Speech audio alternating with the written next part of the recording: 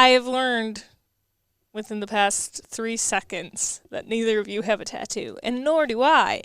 If you were to be forced to get a tattoo, if I held a gun to your head. What kind of gun? I don't know. Colt 45? Nerf gun? Yes, a Nerf gun. Oh, or that's not very scary. What about a water gun on a very cold day? Okay, water gun filled with ice water. Grape juice or something. Urine. This is a PG pod. No, it's not. This is the women's This is pod. PG-13. I can say urine. You can say urine. Her eyes, youth. Women's swear. Jossie, what would you do if you had to get a tattoo? If I had to get a tattoo? Yeah. I would probably get like something super cute on my ankle. What's super cute mean? For sure, like a butterfly or a butterfly on your ankle. A moon. A moon. A moon? I could see you getting an American flag. I actually am like such a proud patriot. I would get an American flag on my body. Awesome. I didn't run into him. I set up an interview with him. Dave Bergen, the former head coach of the Chisago Lakes girls program. His daughter Danny's at UMD. We were all in Madison for the IIHF Under-18 Women's Worlds. It was the one summer it was held in the States. And I met up with him one day, and he got a tattoo of an American flag on his shoulder. And he said, I've always wanted one. I love America. And he got a tattoo of an American flag on his shoulder. Was the flag the day before? Was it flying backwards or was the... I don't remember. I took a picture of it. It's on my phone somewhere. It's actually hard to like put the flag on things because per the flag rules, it's like the flag always, the stripes lead, or the stars always lead the flag. So when you put a flag on a sleeve, you would put it looks backwards. Like that? It looks backwards. Look at his sleeve right now. Yeah, there you go. What a good example. When you put the flag on, like on your body, it's or backwards on a shirt. Oh. I didn't know that actually. I didn't know why. I knew that they were all backwards like that, but I didn't know why. The stars always lead it. Interesting. If I had to get one, I would get the one that I wanted when I was 22. I think we all want weird things when we're 22, and I wanted a koi fish in color on my forearm, because it would match the one that my old boss, Chef Jesse, had. And why did you want a matching tattoo with your old boss, Chef Jesse? Because I liked Jesse a lot. Oh. And I thought he was really cool. And I thought a koi fish would be a super sick icebreaker if I was ever How big like... was it? How big? Yeah. Yeah. Oh, okay. Yeah. I was going to say, I was like like picturing, well, that's like kind of it would be like a lot of detail. Yes. I liked his that had a lot of detail. It had a lot of color, which I really appreciate. I like when tattoos like connect people. Like you're saying, you wanted to do this because that guy had it. Me like, too. So my Badger teammates, several of them got the Motion W and the number they wore on their back tattooed on their leg or something like that at some point. So again, I don't have any tattoos, so I didn't follow suit, but... We got to figure out a bet on this pod where somebody has to go. I think I'm going to get a tattoo like soon. My mom said she wanted my sister and I to, well, I've always wanted a tattoo, but I've just never committed to it. I'm going to get art supplies tattooed on my body. Art supplies? Like the words art and supplies? No. Oh, I thought that'd be kind of cool. That would be kind of funny. That'd be kind of cool. Cursive font art tramp stamp. No.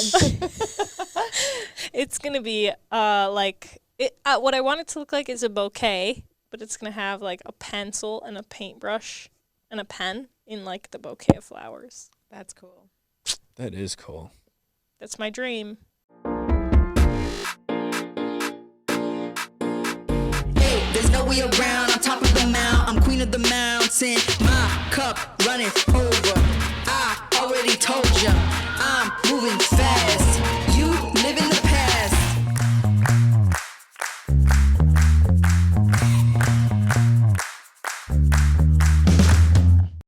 Ladies and gentlemen, welcome to the Women's Hockey Pod. We're still working on we've just given up on working on a name. Week 3.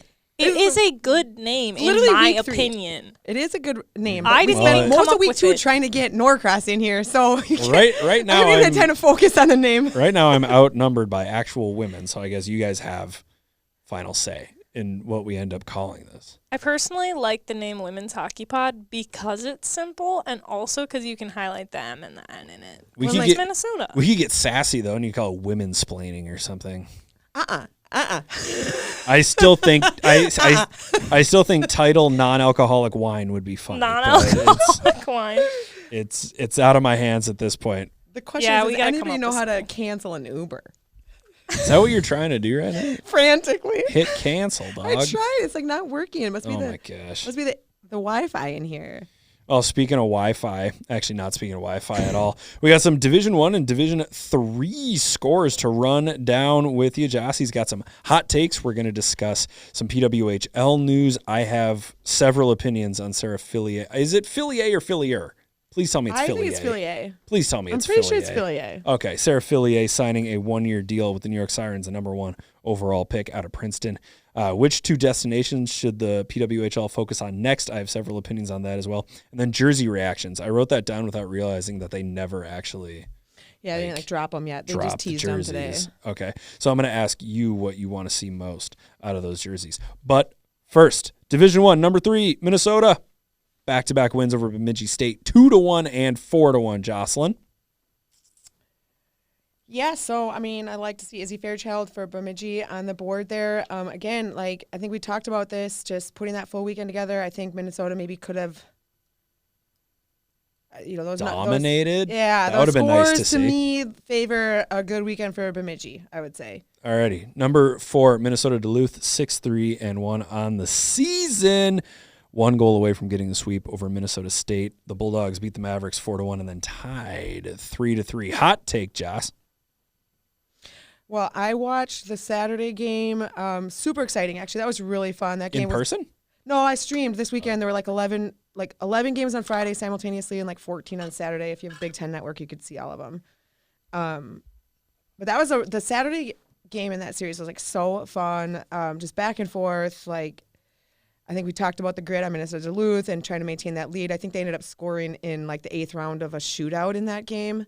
Okay. To end up winning the point. But again, a couple Minnesota scores there. So Minnesota Duluth, Saw Mobley got on the board, and MSU, Langseth, Guttermson, and Otremba got on the board this weekend. Gotcha. That would explain why under my UMD little capsule I have tied Minnesota State 3-3, and then under Minnesota State lost to Minnesota Duluth 4-3. So the shootout coming into play there. Number 9, St. Cloud State.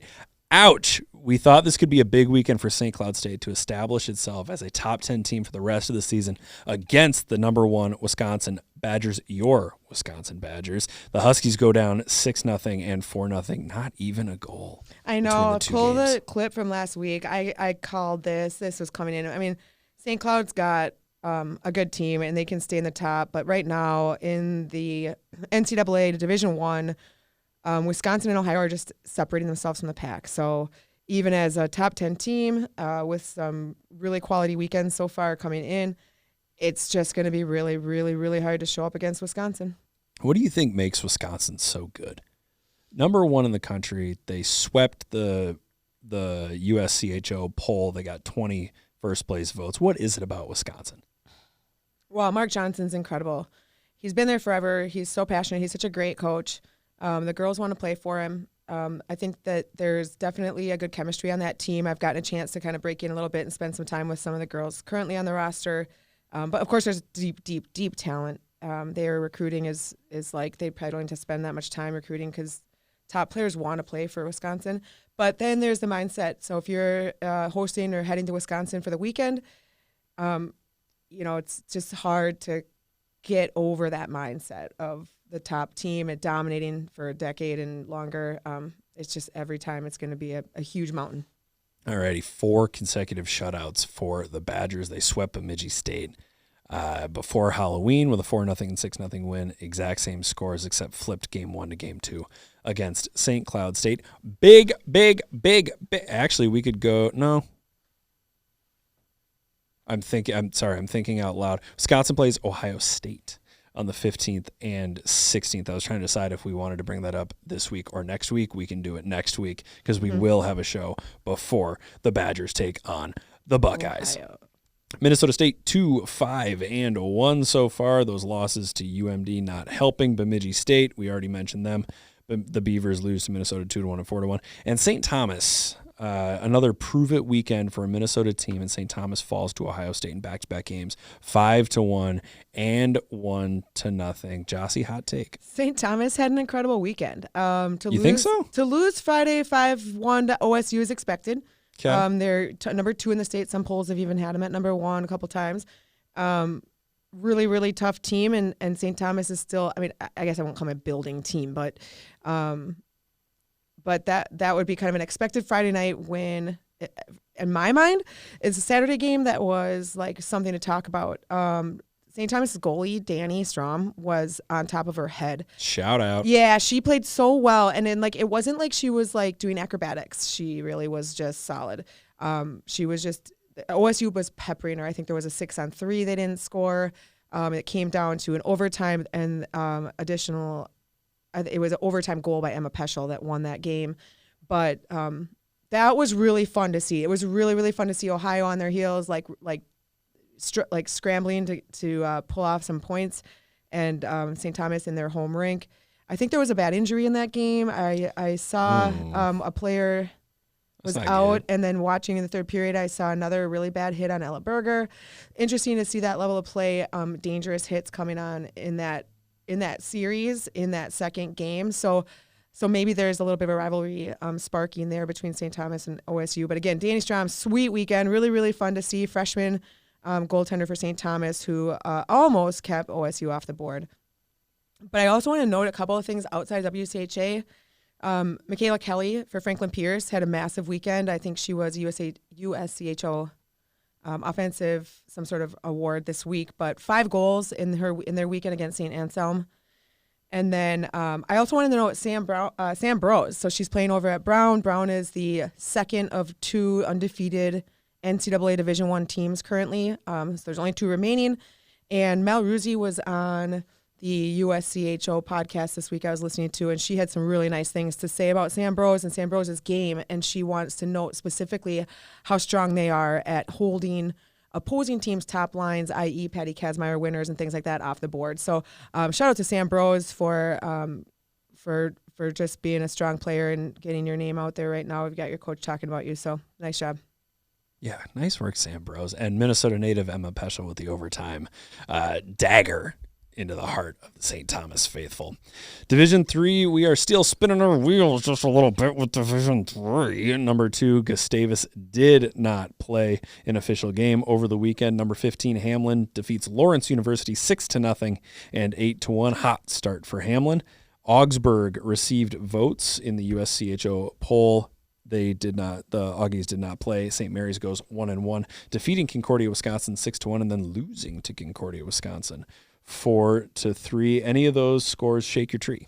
No, it's too early for me to care about that kind of. I mean, I hate to say it, but a lot of these are exhibition. It's early season. Let them get some rust off their blades, and then kind of see how things shake out in a couple weeks. I think it's wild. I'm looking at the Ohio State women's hockey page right now, and Ohio State has played 15 games. Yeah, what did they do? And we still have Gustavus, who's 0-0 right now. Well, Ohio State's an anomaly, though. They're the only team in the state that's got, I think it was, going into Saturday's game, they had 14 games played. They're the only state team in the country with that many games, I think. I think the common is 8 to 10 right now.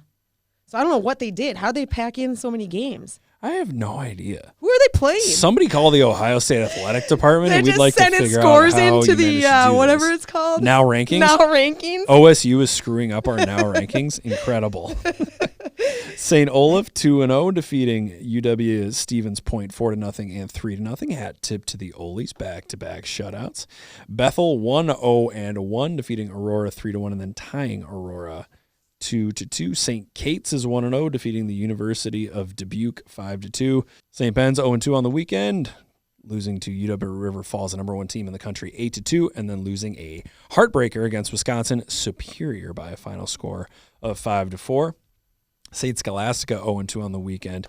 Back-to-back losses to St. Norbert's, Division III Power, losing 3-0 and 2-1 against St. Norbert's. Concordia Cobbers up in Moorhead, and Gustavus did not play. And now I've got Gustavus written on there twice. So we're still waiting on Division III a little bit. Those MIAC teams are going to get going eventually.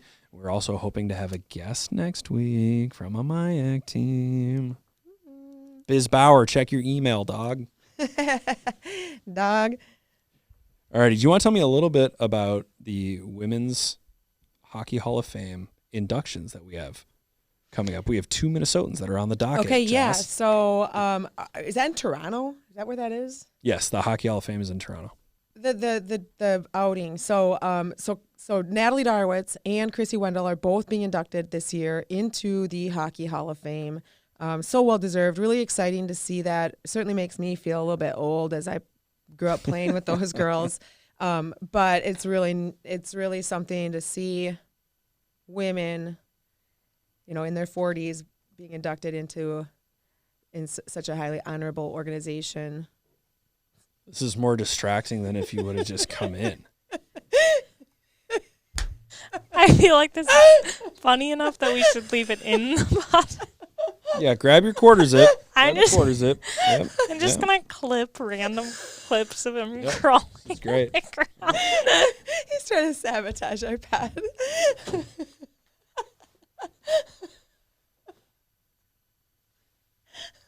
What the hell?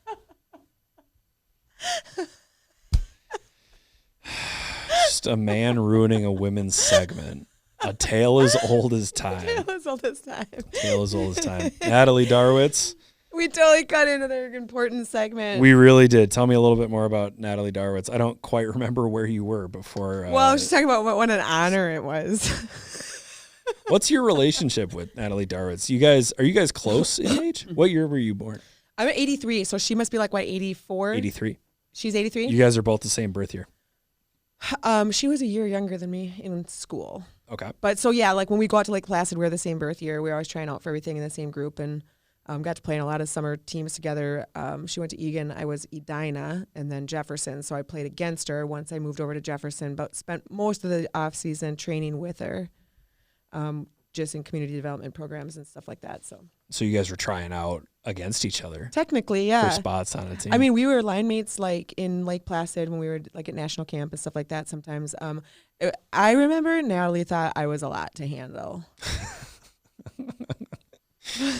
Like, I feel like, no, yeah, I feel like I was a little bit more mouthy than she was comfortable with.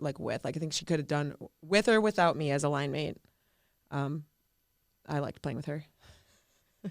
What else do you remember about her from that time? What was she like? Well, she was driven, motivated. Like, I mean, we all looked at her. We knew who she was. Even when the top 16 girls from Minnesota were in Lake Placid, we were all in awe of Natalie Darwitz. So she just seemed motivated, driven. We didn't know what her formula was. She didn't spend too much time dicking around, which is kind of what I was busy doing. So we didn't cross paths necessarily outside of the locker room or the bench as often. Okay, fair enough. Chrissy Wendell in 81 birth year, so I don't know if yeah, you guys... she's a little older than me, so we never crossed paths as far as like ND, like the national training program stuff, but played together all through summer programs and let's see, her senior year was my junior year. We played each other. We lost to them in the semifinals. All right, what do you remember about Chrissy back then? Playing against her, like nice. How good was she? It's like indescribable how hard it was to play against Chrissy because she was just so fast, so strong. Now I think there are more players that have some of the size and speed and just like the stride. Like Chrissy's game, like I can't describe the stride and you put it all together, but she's just impossible, literally impossible to defend. So I think there's a lot of girls now that have similar skating ability, or not to minimize what Chrissy Wendell's got, but she had the hands and the IQ on top of it that just made her so dominant, so dangerous. It's hard to describe. I've never played anybody as hard as probably Chrissy Wendell. Wow. Yeah. Both Natalie Darwitz and Chrissy Wendell being inducted into the Hockey Hall of Fame under the player category, along with former NHL players Pavel Datsyuk, Jeremy Roenick, and Shea Weber. Builders being inducted this year, David Poyle, who turned the Nashville Predators into a legitimate contender after years of being a bit of a joke. And Colin Campbell will also be inducted under the builder category. I believe he was the director of hockey operations. I thought he was the player safety guy for a while, but director of hockey operations. That's how Colin Campbell's getting into the Hall of Fame. Alrighty, where are we at? Where are we at in our journey here, Jocelyn? Well, we're talking about national scale, so let's talk a little bit about the rivalry series. Let's go. Some of our rosters are missing players right now in NCAA Division I. I'm not sure what their schedule looks like and if they're going to be back in some of these cases for the weekend series that some of these teams are playing. But okay. I think the series games are at California and Utah maybe coming up here. We're playing tonight in San Jose, California. Yep. Friday in Salt Lake City, Utah, and then Sunday in Boise, Idaho. Okay, so I didn't study the roster that they've got right now, but I know Zum's there. I know like half our PWHL Minnesota team is there. It reminds me a little bit of during the high school season when the players leave to go play in the U18 Women's World Championships. You always hedge a little bit in the rankings because if a team loses 4 players, you might want to give them the benefit of the doubt. Well, it's interesting.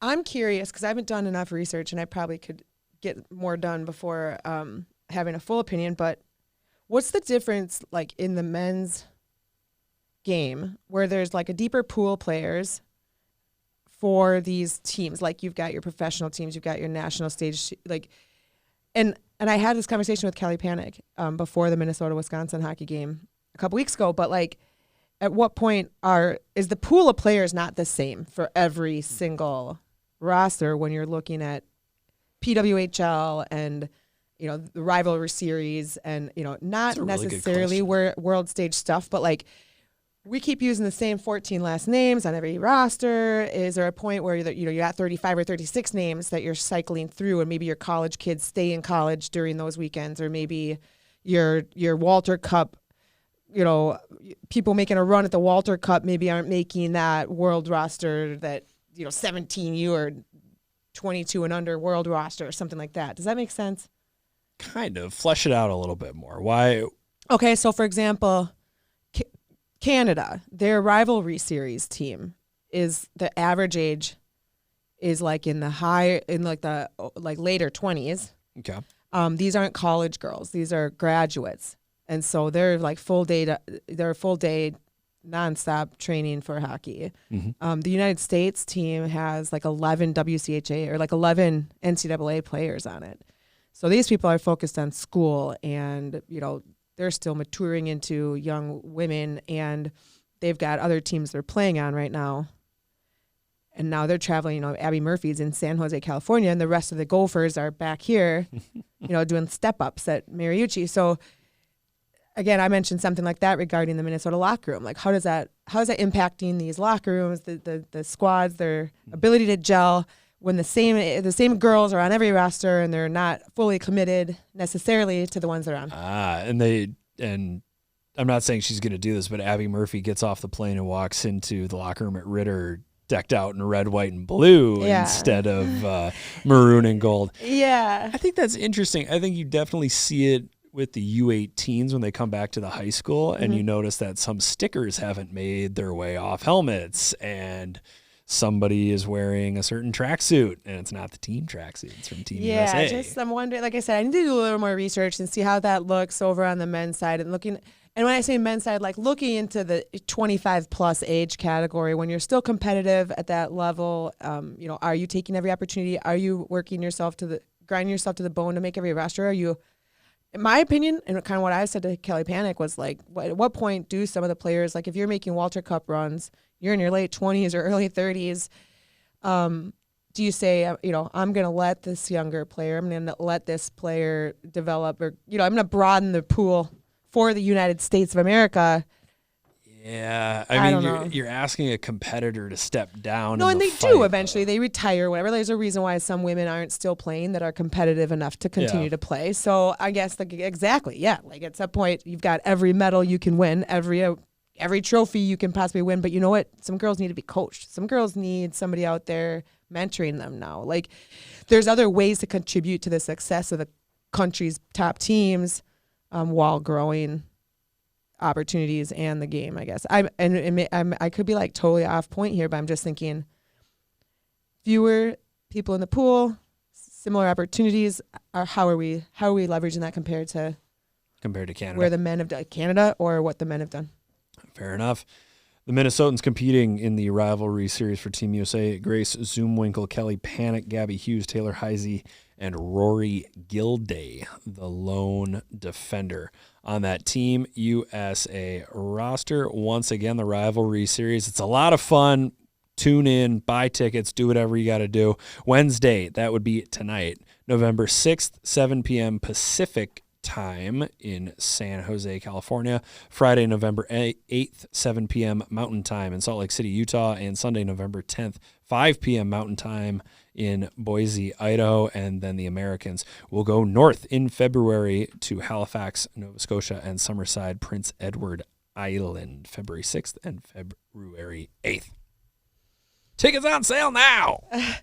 Okay, rivalry series, super exciting. But that sort of draws us into talking P-Dub. So I saw a cool P-Dub by the numbers camp invites to PWHL camps, and there's 6 teams. 28 Minnesotans have been invited.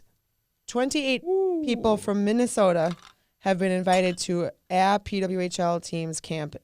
And then in additionally, 72 people who've been invited to camps were at some point WCHA college hockey players. Fantastic. So Minnesota numbers are hot. We're producing. That's got to be the highest among states. 100%. 72 WCHA members is like 16 times higher than the next league that's got, let's see. I don't even know what the next league would be. The CCHA? ECAC? Yeah, I don't Hockey even know East? how to make it.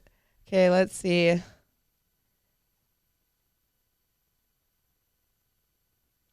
I see pie Okay, charts. ECAC. ECAC's got 58. Gotcha. Okay. Hockey East has 37. Can't win them all. You can win them all, but 72 WCHA is a lot, and that number will keep going up. I think it makes it pretty clear that the WCHA is the conference if you want to play college hockey. Oh, that could have been bad. If you want to play college hockey, the WCHA is the place to play in terms of development and moving players onto that national level and to the professional level. Here's something interesting, though. Fire Of away. the 72, 18 are Wisconsin, 16 are Ohio State, 15 are UMD, and Minnesota is like the 7th school down here with only 11. So, Who's ahead of them? That's surprising to you. WCHA? Yeah. Who's ahead of Minnesota? Well, Ohio and Minnesota Duluth. I expect Wisconsin. Okay. They pump out top players. But Ohio State, Minnesota Duluth, 16, 15 respectively, over Minnesota's 11 So there's only 3 schools ahead of them. WCHA schools. 3 WCHA schools. Alrighty, rivalry series in the rear view mirror, and we've got some fantastic numbers from Jossie regarding WCHA and Minnesota players being pushed on to PWHL. It's camp invites. So preseason invites, camp okay. invites. So rosters haven't been posted. There haven't been necessarily people haven't all signed contracts. I think there's still people wondering what's going to happen with them for themselves here coming up. So a lot of things on and this is kind of goes like what I'm talking about. Like some of these women, they're traveling the west coast of the United States all week. They don't know where their next paycheck's coming from. They haven't seen the jersey they're going to wear next week. And Neither have we. yeah, so I guess I'm just saying, it's a lot of pressure for some individuals' backs. Like they could spread that around. They could share the wealth. Share the wealth. Speaking of contracts, number 1 overall pick, Sarah Fillier of the New York Sirens signs a contract with the club. Are you a little surprised at the length, Jocelyn? No, Only not at all. That's all 1 anyone's year. getting. That's all anyone is getting. Right now, this league's changing by the week. So to sign a contract with a player for longer than a year, the league might be signing checks they can't cash at this point. Like a 1-year contract's almost as long as anybody's going to get in this league at all. So getting that is more than the majority of these women have right now. Getting a 1-year contract before camp is Sweet. Good for her. But just 1 year. That's all they've got. I don't know if that bodes well for the league, though. You can only lock up your number 1 overall pick for 1 season. They don't have the money. They don't have what they need to book the, but you know what? Great, because the league's going to expand next year. I mean. You think so? You think it's going to expand? They're expanding by 2 teams. Okay. They're going to expand by 2 teams, which is going to it's going to bode well for the league because they're going to be able to bring in a bunch of new people. I mean, presumably graduating 5th-year seniors and women from out east, or across the pond, will fill the majority of those new roster spots. But I think that there is a lot of uncertainty. Is this league, does it have what it takes to stick around longer than a year? So some cover your ass going on out there as well. But you can't blame them because a lot of these players got contracts with the PHF or got contracts and those were squashed. So there's probably a reasonable amount of skepticism on the player side as well. Alrighty, I'm pulling a little bit from an article by Haley Salvian. She does an excellent job covering women's hockey for the New York Times' athletic arm. And according to Salvian and according to a person briefed on the negotiations, Fillier wanted a 2-year contract rather than 3 years preferred by the team. Fillier declined multiple 3-year contracts from New York, including an initial deal offered to her before she was selected, the source said. Fillier, according to the source, wanted flexibility if the PWHL were to expand in the next few years, which is looking more likely than ever, and time to decide if New York was the right long-term fit. So I think you're onto something with wanting to, Sarah One thing Fillier, I don't love about this, though, is this perpetuates this kind of entitled attitude that I think too many women's hockey players have. Like, Sarah, you're awesome.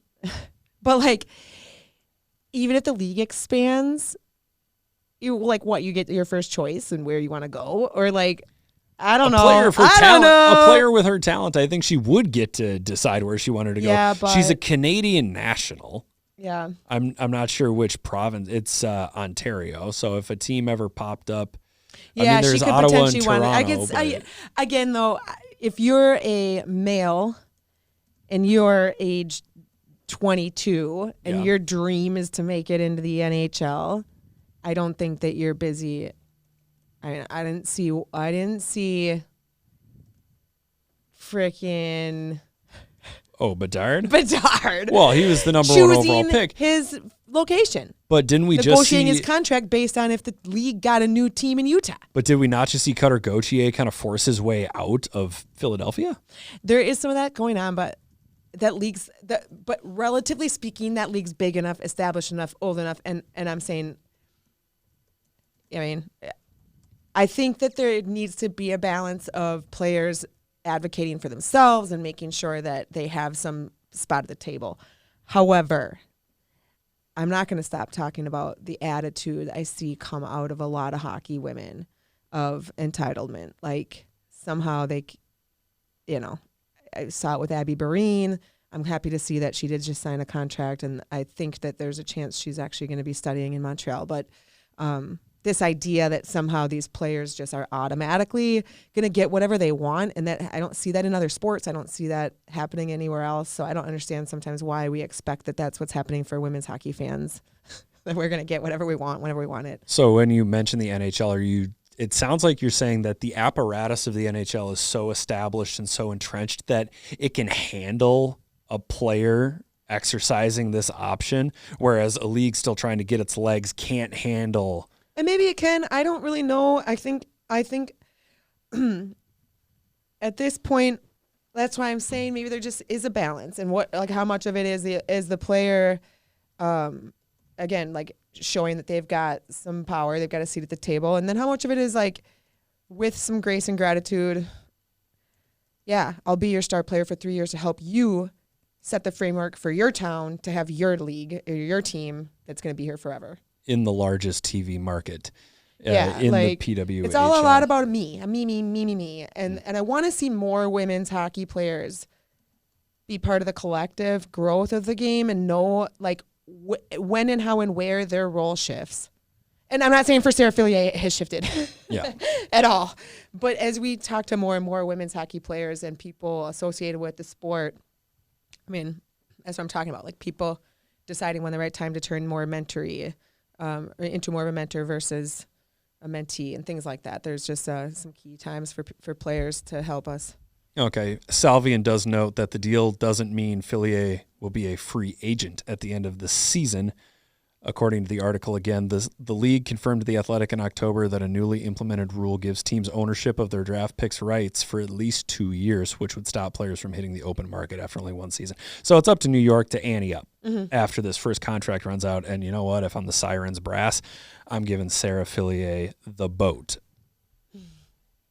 And by that, I mean lots and lots of money because she is an outstanding player. Yeah. We've talked a little bit about PWHL expansion, and I want to get two places that you, Jocelyn Cookson, with your resume and your background in women's hockey, where are two places in the United States or Canada where you think are ripe for a PWHL franchise? I think Chicago. Chicago, okay. I think they're going to have I think Chicago is a melting pot for former players, high-level players, former D1. A lot of players coming from Wisconsin, Ohio, Minnesota, et cetera, that end up there for their first job and things like that. So there already is an established group of women, high-level women playing hockey in Chicago. I think they got a lot of support of the Blackhawks, the NHL team over there. So I'd love to see Chicago. And then since it doesn't really matter what I say, I'm going to say something like Fort Myers. Fort Myers. Like Orlando. Like somewhere where you could go be a fan, but also catch like a few days of sun in the hockey season. So you can go watch your favorite team play the Southern team and catch a couple days at the beach. Okay. Nothing else besides just a nice weather and... Okay, yeah, it's just, I mean... Right now it's too hard because even in the markets where we've got teams, it's like they're not playing necessarily at the best rink in that market. They're not like right now it's too hard to say because some of these cities don't have their act together. So you don't want to say a city that it feels like it's a little too soon to even be serious. I would love to see these two cities teams expand. Okay. I hope this happens. But so far all we have is a headline about it. That's fair. Two places I would like to see. I've mentioned this off camera before. Detroit. I think Detroit would be a good spot for a women's team.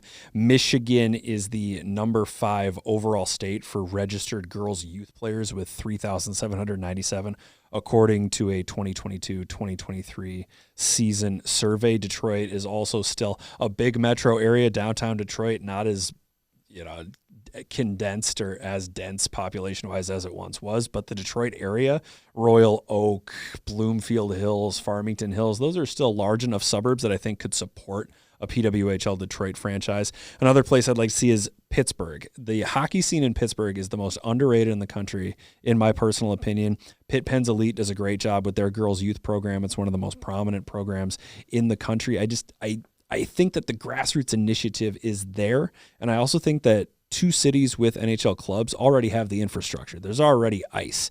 If Detroit Red Wings had to hand over Belfour Training Center to a Detroit women's PWHL team, that would be a great place to watch a PWHL game. If the Penguins had to hand over their practice facility, I'm sure we could fit some fans in that practice facility. Might require a little more bleacher room, especially at Belfour, but I think the grassroots initiatives are there, and I think that the infrastructure is there to support two PWHL franchises. I like to, at the very least, see teams, like right now we're heavy on teams all in the East, kind of close by each other. Minnesota's out on its own a little bit, so like right now Minnesota's traveling a lot for their away games. We're the furthest west. Yeah, so some teams closer, like let's get a little conference going, like Detroit, Chicago, Minnesota, or maybe like something just north of Minnesota on the Canada side. Personally, I don't care if Canada gets more teams. You think 3's enough?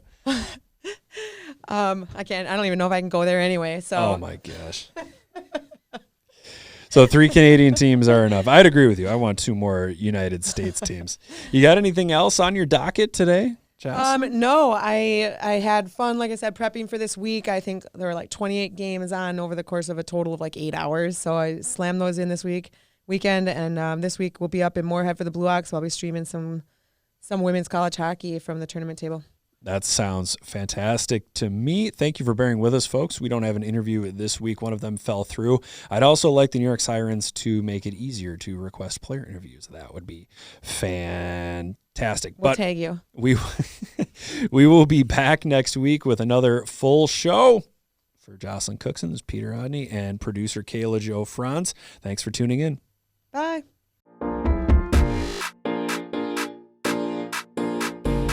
There's no way around, I'm top of the mount, I'm queen of the mountain, my cup running over, I already told ya, I'm moving